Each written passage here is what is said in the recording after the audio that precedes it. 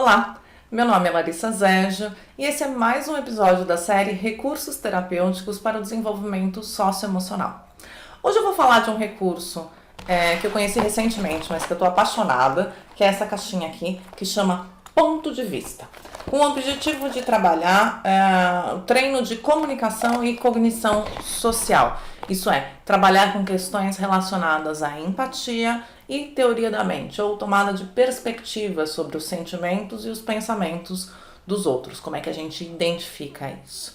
É uma caixinha muito bacana. Dentro dela a gente tem 30 fotos de situações sociais de uma qualidade incrível, então com papel acartonado, acabamento fosco, assim, é uma qualidade muito boa. Essas fotos, elas vêm numeradas, então de 1 a 30, não necessariamente em relação à ordem de dificuldade.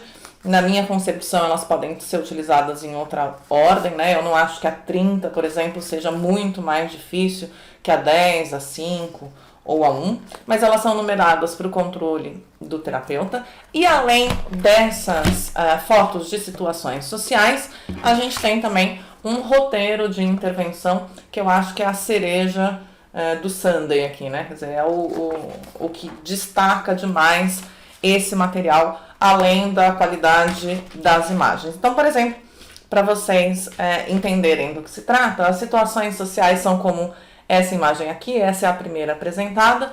Então, são situações cotidianas envolvendo principalmente adolescentes. O recurso é direcionado, segundo a autora, para adolescentes de 12 a 18 anos. Então, são situações que envolvem adolescentes. Eu, particularmente, acho que dá para utilizar com uma faixa etária mais ampla. Então, em adultos jovens, principalmente adultos com TEA, com transtorno de espectro autista, eu acho que tranquilamente a gente pode utilizar.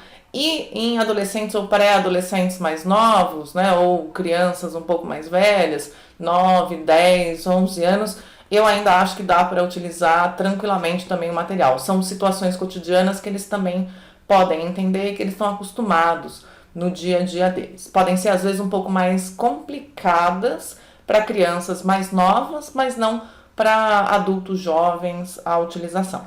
Então, nessa situação social, por exemplo, é a primeira da caixinha, tem aqui uma adolescente no meio, fazendo uma pose, ouvindo música, e daí uma série de colegas em volta dela, que estão ali no gramado, que estão fazendo expressões faciais diferentes. Nessa outra situação que vocês estão vendo no slide, e eu vou mostrar aqui também, tem uma adolescente supostamente apresentando um trabalho, né, na frente da sala ou em algum ambiente do tipo, as pessoas parecem que estão de uniforme, e ela está cobrindo o rosto com uma folha, e tem outros personagens.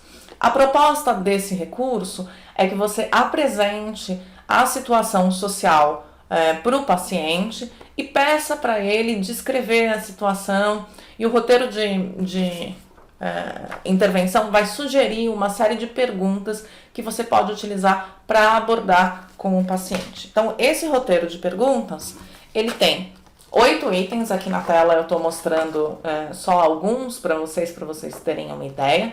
Então, os itens para a condução do treino de cognição social são comunicação não verbal, comunicação verbal, inferências, perspectiva, resolução de problemas, expressões idiomáticas e sarcasmo, que eu acho que é genial para a gente poder trabalhar com adolescentes ou adultos jovens que têm déficit de habilidades socioemocionais, então, em especial, pacientes com TEA, com autismo. E o último item de experiência pessoal em relação às situações sociais. Então, a proposta é que você apresente a imagem e que você siga as sugestões de orientação de perguntas para o paciente. Então, por exemplo, em comunicação não verbal, a primeira pergunta é, por favor, selecione quem você acha que é o personagem principal dessa história aqui. Daí o paciente vai dizer, eu acho que é a menina que está com a folha no rosto. Perfeito. Daí você pergunta ainda, né, como é que ela está se sentindo Em quais pistas corporais ou faciais você está se baseando para afirmar isso que você está dizendo que ela está sentindo? Então, você vai explorando com o paciente. Daí você pode fazer a mesma coisa, a sugestão no roteiro é que você faça a mesma coisa com os personagens secundários. Então, o que eles estão sentindo? Quais são as pistas que você tem que vão te afirmar que essas outras pessoas estão se sentindo dessa forma? Então, só para a gente ter uma ideia em relação ao primeiro item de sugestões com as imagens. A gente tem ainda, em outras categorias, como resolução de problemas, estimular, né, perguntas para estimular o paciente a como resolver a situação caso ele estivesse naquele lugar. Então, o nível de complexidade das perguntas, ele vai aumentando gradativamente até que chega um ponto, por exemplo, se fosse você nesta cena, como personagem principal, que instrumentos ou recursos ou ações você teria para resolver o problema e lidar com essa situação? Por exemplo, nessa situação, a personagem principal tá lá fazendo uma pose e todos os amigos dela estão fazendo careta, tirando um sarro dela. Como é que você, se você fosse essa pessoa, resolveria essa situação? Bom, eu acho um recurso simples e genial. A autora propõe que ele seja utilizado para o treino de cognição social e aqui eu vou sugerir que ele seja um pouquinho mais do que isso. Eu acho que ele pode ser um recurso muito válido para o terapeuta para trabalhar com a avaliação da cognição social, então avaliar tanto a empatia quanto a teoria da mente, e para isso eu acho que os 2 primeiros itens do roteiro são bastante úteis, então avaliação das situações sociais por meio de comunicação verbal e não verbal, acho que são bons indicadores, e além disso, da própria forma como a autora do recurso propõe, que ele seja utilizado para o treino de habilidades sociais em cognição social. Então, para isso, se utilizar gradativamente, adaptando a necessidade ao nível do seu paciente, o conjunto de perguntas que são sugeridas no roteiro de intervenção. Bom, era isso. Ele é 2 coisas só antes da gente terminar. Ele é um recurso que eu acho muito bem construído. Nada, obviamente, que você também não possa fazer em casa. Terapeutas fazem isso já no dia a dia do consultório. Então, selecionar imagens da internet que sejam significativas porque você quer trabalhar, imprimir, plastificar e utilizar. A gente pode continuar fazendo isso e usar a lógica das perguntas de exploração que são apontadas nessa caixinha. Então, é possível de fazer isso.